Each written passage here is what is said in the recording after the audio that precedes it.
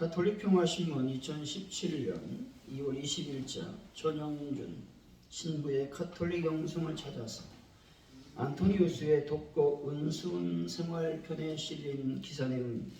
안토니우스는 이집트 수도사들의 아버지라 불립니다. 안토니우스 생애란 책을 보면 자세하게 알 수가 있습니다.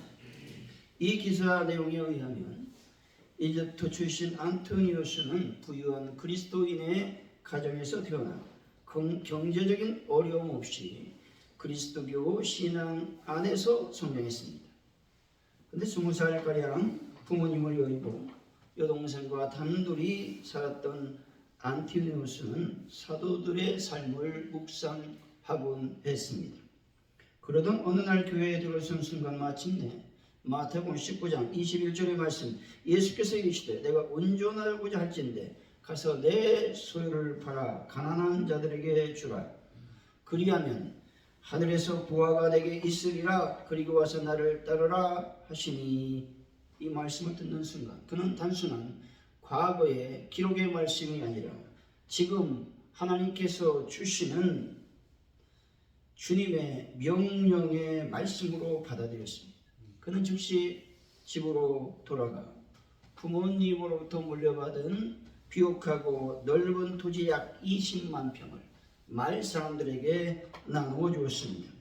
이 결단은 자신의 재산 때문에 욕심과 미련으로부터 자유하고자 하는 결단이었고 세속적인 목적과 매임을 끊으려고 하는 결심이었던 것이죠. 그는 누이 동생과 함께 살고 있었는데 얼마의 재산은 누이 동생의 미래를 위해서 남겨두었습니다. 그런데 어느 날 교회에 갔는데 또 말씀을 주시는 것이죠. 마태복음 6장 34절의 말씀을 듣게 됩니다. 그러므로 내일 일을 염려하지 말라.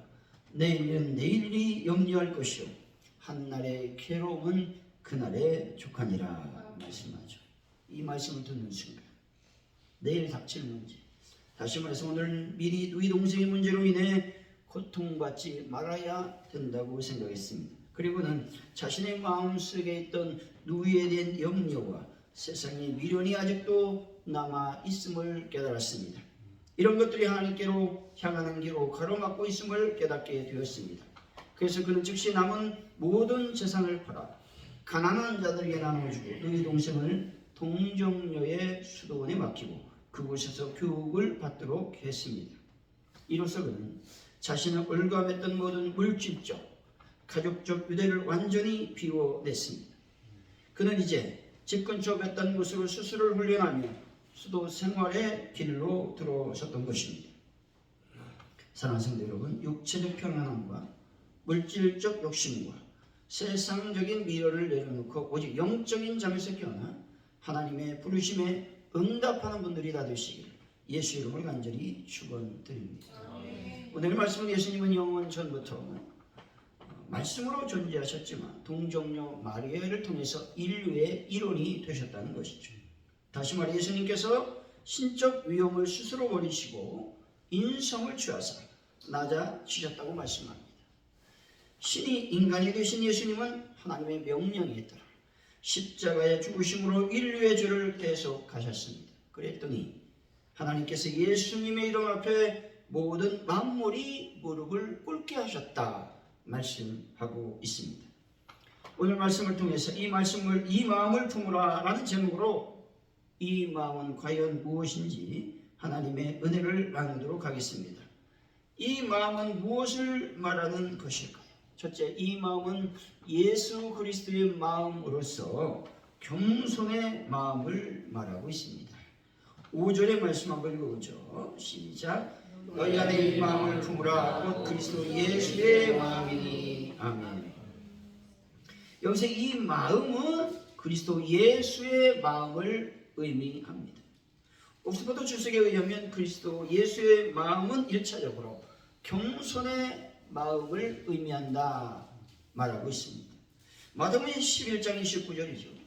나는 마음이 온유하고 겸손하니 나의 멍에를 메고 내게 배우라. 그리하면 너의 마음이 쉼을 얻으리니 말씀하죠.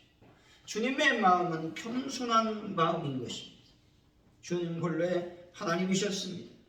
그런 하나님이 인간의 죄를 대속하고 구원하시기 위하여 사람으로 낮아져서 이 땅에 오셨습니다.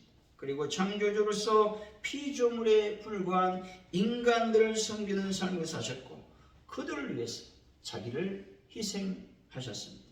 이것이 바로 겸손의 극치라고 말하고 있습니다. 여러분, 예수님을 닮아 겸손의 삶을 살아가는 분들이 되시기를 바랍니다. 기독일보 2025년 7월 5일자 기사 내용이죠. 윌리엄 보드는 미국 시카고에 부유한 가문에서 태어나 젊은 나이에 백만장자가 되었습니다. 그런데 이 부를 뒤로하고 그는 세계 여행을 꿈꿨습니다. 왜냐하면 그곳에서 하나님의 사역을 감당하기 위한 계획을 짜기 위함이었습니다. 아시아, 중동 그리고 유럽을 여행하던 중 고통받는 사람들을 보고 결단했습니다. 그래서 집으로 편지를 보냅니다. 나의 일생을 전도사업과 그 일에 대한 준비에 바치겠습니다 라고 썼습니다. 그가 이러한 결심을 했을 때 그의 성경 뒷면에 지체할 수 없음이라고 썼다는 것이죠. 그런 프리스턴 신학교에서 공부를 마치고 중국에 있는 회교도들에게 전도하기 위해서 항해하던 중 선교 준비를 하려고 우선 이집트에 들렀습니다. 그곳에서 그는 그만 뇌수막염에 걸려 한 달도 못 되어 주님 나라로 가게 되었습니다. 그는 비록 꿈꿨던 선교의 목표를 이루지 못했지만 그가 보여준 그야말로 위대한 선택과 결단을 보여주고 있다는 것이죠. 그의 짧지만 강렬한 인생은 세 가지 결단의 문장으로 요약된다는 것이죠. 남김없이, 후퇴 없이, 후회 없이입니다. 남김없이. 이 말은 부르심 앞에 모든 것을 내려놓겠습니다 라는 결단입니다. 다시 말해서 자신의 유산과 미래를 내려놓고 하나님께 인생 전체를 바치겠다고 결심했습니다. 그리고 후퇴 없이, 이 말은 위험 앞에서도 물러서지 않겠다는 결단이었습니다.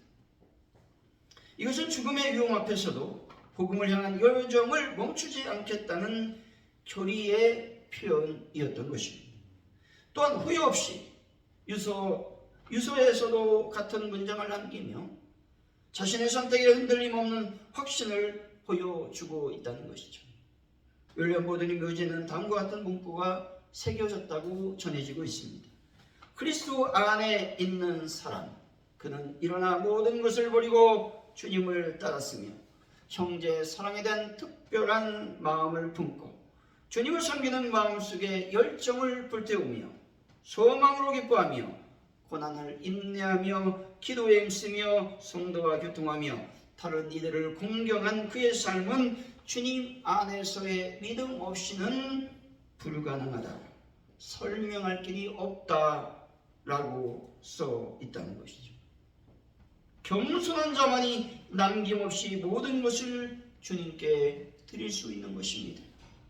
겸손해야만 하나님을 온전히 신뢰하여 후퇴 없이 앞으로 주의 사역을 위해서 전진할 수 있는 것입니다. 겸손한 자만이 고난을 인내하며 소망으로 기뻐하여 후회 없이 믿음으로 나아갈 수 있다는 것입니다. 여러분, 예수님과 하나님 나라를 위해서 남김없이 후퇴 없이 후회 없이 인생을 겸손하게 하나님께 드리는 분들이 되시기를 바랍니다. 예수님은 겸손하게는 너무 크시고 높으시며 위대한 분이셨습니다. 우리 6절 2절 한번 읽어봅니다. 시작. 그는 근본한 의심의 본체시나 하나님과 동등됨을 취할 것으로 여기지 아니하시고. 아멘. 구마주석에 의하면 본체라는 말은 본질적인 속성 또 성품을 의미합니다. 다시 말해 그리스도는 하나님의 본체시란 말입니다. 하나님의 본체라는 말은 그리스도께서 하나님의 본질적인 속성, 성품을 지니신 분이라 라는 말입니다. 한마디로 말해서 그리스도 자신이 곧 하나님이시다 라는 말씀입니다. 여러분, 예수님은 곧 하나님이심을 믿는 분들이 되시기를 바랍니다. 예수님께서 하나님이시라는 말씀은 성경 곳곳에 등장하고 있습니다. 골로새서 2장 9절의 말씀이죠. 그 안에는 신성의 모든 충만이 육체로 거하시고 말씀하죠.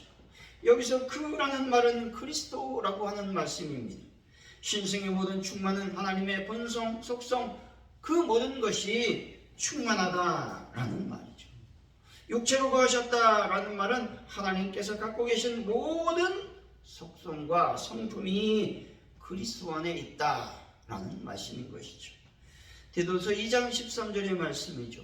복스러운 소망과 우리의 크신 하나님 구주 예수 그리스도라고 말하지, 그리스도의 영광이 나타나심을 기다리게 하셨으니 라고 말씀하죠.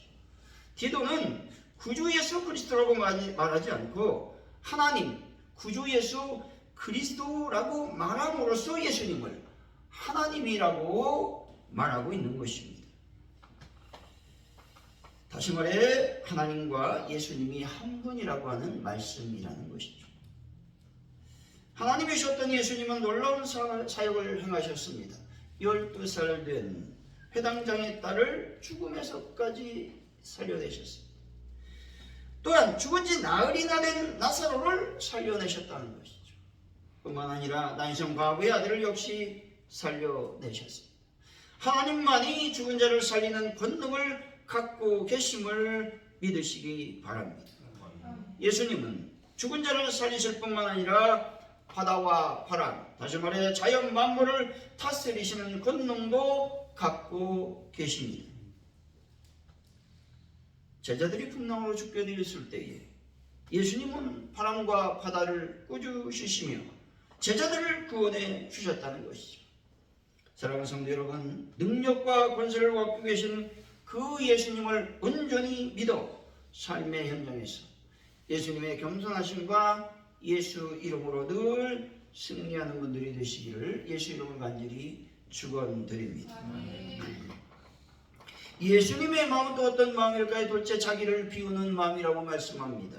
7절이죠. 한번 읽어봅니다. 시작.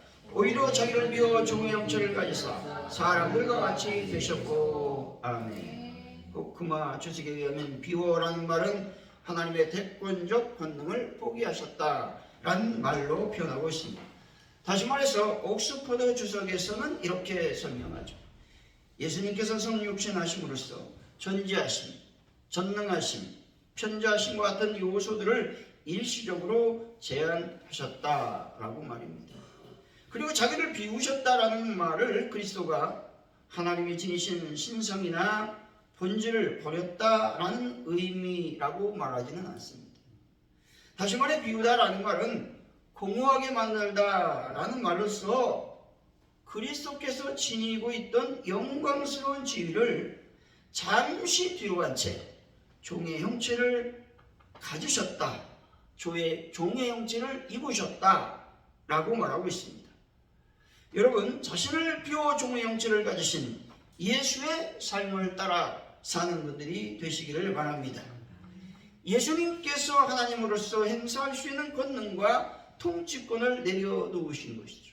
다시 말해 예수님은 온 우주의 주인이셨지만 왕의 의자, 왕의 권자를 버리시고 말구에 누우셨다는 것이죠. 삶에서 예수님처럼 우리가 비워지는 삶을 살 수 있겠습니까? 오늘 한번 자문해 보아야 됩니다. 먼저 어른으로서, 직분자로서 은연중에 대접을 받고 싶은 마음을 내려놓는 기독권을 포기하고 또 당연한 권리를 포기해야만 하는 것입니다. 그리고 물질과 시간의 소유권을 내려놓아야 한다는 것이죠. 내가 열심히 일해서 번 돈이니 내 마음대로 쓰면 되지 않을까 생각한다면 그것은 아직도 자신의 소유권을 주님께 드리지 못한 사람인 것입니다. 나의 모든 것을 하나님의 뜻을 위해 사용할 수 있어야 진정 나의 소유권을 내놓은 사람이 될 수 있다는 것입니다. 예수님은 죄인인 나를 위해 침뱉음과 조롱과 멸시와 모멸감을 당하셨습니다. 예수님은 나 때문에 체면과 자존심도 내려놓으셨습니다. 여러분, 기득권과 권리를 포기하고 소유권을 내려놓으며 모든 자존심도 벗어버리고 오직 자신을 비우는 분들이 되시기를 바랍니다. 국민일보 2021년 12월 28일자 기사 내용입니다. 1984년 노벨 평화상을 받은 데스몬드 투투 대주교에 대한 이야기입니다. 투투 대주교의 인생은 반 아르투로 헤르트 투쟁으로 대변된다고 말할 수 있다. 아르투로 헤르트는 남아프리카 공화국의 인종차별을 주도했던 단체였습니다. 투투 대주교는 인종차별의 적폐 운동을 비폭력주의로 투쟁했다는 것이죠. 투투가 쓴 용서 없이 미래 없다라는 책에 이런 예화가 나옵니다. 반대로 브룩 경찰관은 반 인종차별 활동가로 탄압했습니다. 탄압하는 과정 속에서 한 할머니는 남편과 아들을 잃게 됩니다. 먼 훗날 진실과 화해위원회 총무회 중에 브룩은 자신이 여인의 아들을 총으로 쏴 죽이고 시신을 불태웠고 몇 년 후에 그녀의 남편을 납치하여 불태워 죽였다고 자백했습니다. 이때 남편과 아들을 잃은 할머니는 이렇게 말합니다. 저 사람은 내 가족을 앗아갔습니다. 하지만 나에게는 아직 사랑할 힘이 남아 있습니다. 저 사람이 한 달에 두세 번 우리 동네에 와서 나와 시간을 보내며 내 아들이 되어주었으면 좋겠습니다. 내가 저를 용서한다는 것을 알 수 있도록 내가 저 사람을 안아줄 수 있도록 허락해 주시면 좋겠습니다. 라고 말하면서 자신의 자리에서 일어나 증인석으로 걸어 나갑니다. 그때 법정 안에 있는 사람들은 나 같은 죄인 살리신이라는 찬양으로 하나님께 영광을 돌립니다. 그 찬양과 사랑의 분위기, 용서의 분위기에 압도된 그 브룩은 기절하고 맙니다.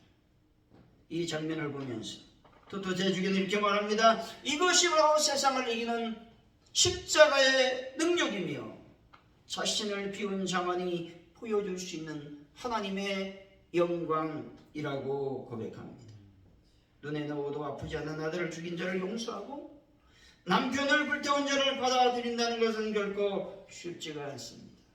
하지만 이 여인은 불타는 분노를 비우고 극심한 미움을 내려놓고 용서했습니다. 여러분, 울분과 분노를 버리고 무시와 조롱당함을 감당하며 오직 자신을 비운 예수님처럼 서로 사랑하는 분들이 되시기를 바랍니다.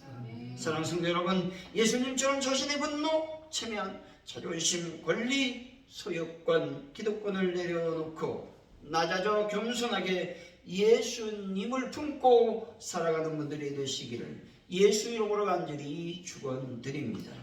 기도합니다. 하나님 아버지, 예수의 마음을 품는 저희들이 되기를 원합니다. 예수의 그 마음은 바로 마음을 비우는 것이요 겸손한 마음을 취하는 것입니다. 우리 모든 악한 것들을 내려놓고 오직 겸손하게 주님의 삶을 따라가는 저희들이 되게 하여 주옵소서. 감사합니다. 예수님의 이름으로 기도하옵나이다. 아멘.